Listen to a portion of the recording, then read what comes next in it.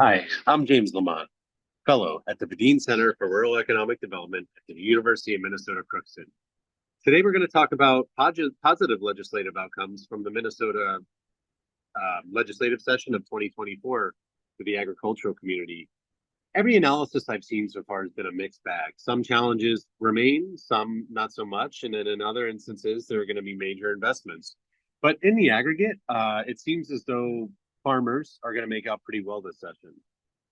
Some of the challenges, just to start with that, include just the regulatory environment, maybe some of the legacy programming and what farmers require.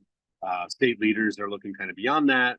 But in reality, in the aggregate, as I mentioned, we're seeing a lot of new things like new financial incentives for sustainable farming practices, which just aren't required by government, but also very appropriate given the change in consumption patterns for consumers.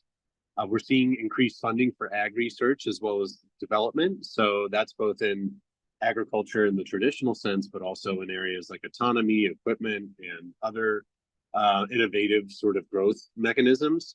We're seeing an expansion of programs supporting young and beginning farmers, which is very important for this industry to remain viable, but also vibrant for the Minnesota economy holistically. And we're also seeing additional investments beyond what the federal government has done in infrastructure for rural communities that support agricultural production, as well as broadband access, which is also very important.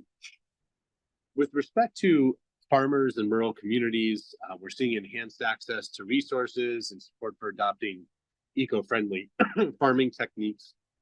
As I mentioned, it's not just a regulatory perspective; it's also a market-driven perspective that are helping farmers transition away with practices that might have wasted in the past.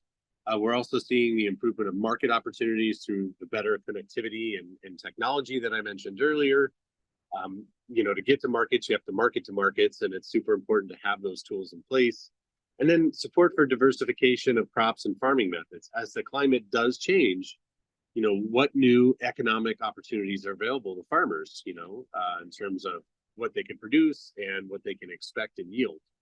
And then lastly, there are a number of benefits aimed at strengthening the economic development and growth of rural areas, as well as community bonds. Thank you for joining me, and we'll see you next time.